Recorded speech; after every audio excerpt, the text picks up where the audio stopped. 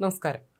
നടിയെ ആക്രമിച്ച കേസിൽ വിധി പറയാൻ മണിക്കൂറുകൾ മാത്രം ശേഷിക്കെ നടി മഞ്ജു വാര്യരുടെ മൊഴി കേസിൽ നിർണായകമാകുമെന്ന് വിലയിരുത്തൽ. കാവ്യമായിട്ടുള്ള ബന്ധത്തെക്കുറിച്ച് തന്നെ ആദ്യം അറിയിച്ചത് അതിജീവിതയെന്ന് ദിലീപ് സംശയിച്ചിരുന്നു എന്നായിരുന്നു മഞ്ജു വാര്യരുടെ നിർണായക മൊഴി. നടിയെ ആക്രമിച്ച കേസിൽ നടീ നടന്മാരടക്കം 28ഓളം പേർ മൊഴി മാറ്റിയെങ്കിലും അവസാനം പറഞ്ഞ മൊഴിയിൽ ഉറച്ചു നിന്ന ആളാണ് മഞ്ജു വാര്യർ. കാവ്യമായിട്ടുള്ള ബന്ധത്തിന്റെ പേരിൽ വീട്ടിൽ വഴക്കുണ്ടായിട്ടുണ്ട് എന്നതുൾപ്പെടെയായിരുന്നു മഞ്ജുവിന്റെ മൊഴി. ദിലീപിന്റെ ഫോണിൽ നിന്ന് ലഭിച്ച ചില സൂചനകളിൽ നിന്നാണ് മഞ്ജു ദിലീപും കാവ്യയുമായിട്ടുള്ള ബന്ധത്തെക്കുറിച്ച് ആദ്യം അറിയുന്നത്. പിന്നീട് മഞ്ജു ഇതിനെക്കുറിച്ച് ആക്രമിക്കപ്പെട്ട നടിയോട് ചോദിച്ചു. കാവ്യമായിട്ടുള്ള ബന്ധത്തെക്കുറിച്ച് മഞ്ജുവിനോട് പറഞ്ഞത് ആക്രമിക്കപ്പെട്ട നടിയാണെന്ന് ദിലീപ് സംശയിച്ചിരുന്നു. തന്റെ ജീവിതം തകർത്തത് ഈ നടിയാണെന്ന് ദിലീപ് ഇക്കാലത്ത് പലരോടും പറഞ്ഞു നടന്നിട്ടുണ്ട്. ഈ വിവരങ്ങൾ ഉൾപ്പെടെ മഞ്ജു വാര്യരുടെ മൊഴിയിലുണ്ടായിരുന്നു. കേസിൽ ക്രിമിനൽ ഗൂഢാലോചന നടന്നെന്ന് ആദ്യം പറഞ്ഞവരിൽ ഒരാളും മഞ്ജു വാര്യരായിരുന്നു. 2017 ജൂൺ 21 കേസിൽ മഞ്ജു വാര്യർ മൊഴി നൽകുന്നത്. കേസിൽ ദിലീപിനെ 8ാം പ്രതിയാക്കുന്നതിൽ ഉൾപ്പെടെ മഞ്ജു വാര്യരുടെ മൊഴി നിർണായകമായിരുന്നു. നിരവധി പേർ മൊഴി മാറ്റിയപ്പോഴും പറഞ്ഞ മൊഴിയിൽ മഞ്ജു വാര്യർ ഉറച്ചു നിന്നു. 2017 ഫെബ്രുവരി 17 അങ്കമാലി അത്താണിക്ക് സമീപം ഓടിക്കൊണ്ടിരുന്ന കാറിലാണ് യുവനടി ആക്രമിക്കപ്പെട്ടത്. ആദ്യഘട്ടത്തിൽ പ്രതി ചേർക്കാതിരുന്ന നടൻ ദിലീപിനെ തെളിവുകളുടെ അടിസ്ഥാനത്തിൽ ജൂലൈ 10 അറസ്റ്റ് ചെയ്തു. പിന്നീട് ദിലീപിനെ അഭിനേതാക്കളുടെ സംഘടനയായ അമ്മയിൽ നിന്ന് പുറത്താക്കി. 85 ദിവസത്തിന് ശേഷം 2017 ഒക്ടോബർ 3 8ാം പ്രതിയായ ദിലീപിന് ജാമ്യം ലഭിച്ചു. സംഭവം നടന്ന 8 വർഷങ്ങൾക്ക് ഇപ്പുറമാണ് കേസിൽ വിചാരണ പൂർത്തിയാക്കി എറണാകുളം പ്രിൻസിപ്പൽ സെഷൻസ് കോടതി വിധി ഡിസംബർ 8 പറയുന്നത്. മനുഷ്യ മനസാക്ഷി അക്ഷരാർത്ഥത്തിൽ നടക്കിയ ക്രൂരമായ കുറ്റകൃത്യത്തിൽ കോടതി വിധി എന്താകുമെന്ന് ഉറ്റുനോക്കിയാണ് കേരളം. 2017 ഫെബ്രുവരി 17 രാത്രിയാണ് കൊച്ചിയിൽ കാറിൽ വെച്ച് നടി ആക്രമിക്കപ്പെടുന്നത്. പിറ്റേ ദിവസം രാവിലെ നടിയെ തട്ടിക്കൊണ്ടുപോയി എന്ന വാർത്തയാണ് ആദ്യം പുറത്തു വന്നത്. എന്നാൽ നടിക്ക് നേരെ നടന്നത് ക്രൂരമായ ആക്രമണമാണെന്നും ലൈംഗികമായ ഉപദ്രവം നേരിട്ടെന്നുമുള്ള വിവരങ്ങൾ മണിക്കൂറുകൾക്കകം പുറത്തു വന്നു. ഒരു നടിക്ക് നേരെ കേരളത്തിലെ പ്രധാന നഗരത്തിൽ ഇത്തരമൊരു അതിക്രമം നേരിട്ടത് വലിയ ആശങ്കയ്ക്കും ഇടയാക്കി.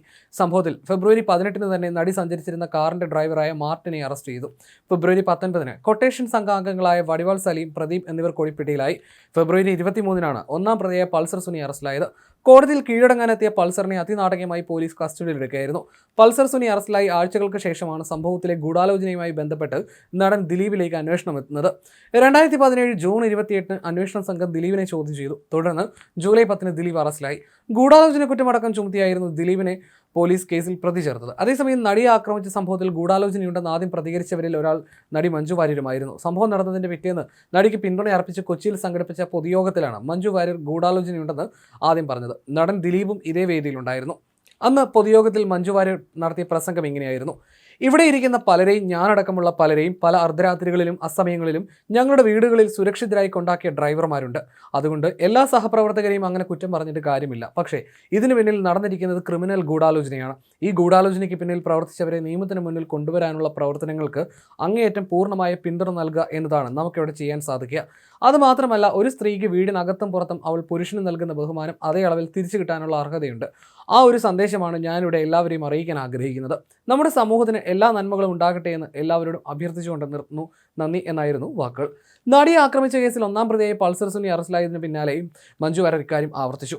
2017 ഫെബ്രുവരി 23 പൾസർ സുനി അറസ്റ്റിലായതിന് പിന്നാലെ മഞ്ജു വാര്യർ പറഞ്ഞത് ഇങ്ങനെയായിരുന്നു: മുഖ്യപ്രതിയെ പിടിക്കാൻ സാധിച്ചത് വലിയ കാര്യം തന്നെയാണ്. അതിന് കേരള പോലീസിനും അഭിനന്ദനങ്ങളും അഭിവാദ്യങ്ങളും അർപ്പിക്കാൻ ആഗ്രഹിക്കുന്നു. ഇത് ഒരിക്കലും വളരെ യാദൃശ്ചികമായി നടന്ന ഒരു കാര്യമാണെന്ന് ആർക്കും തോന്നുന്നില്ല.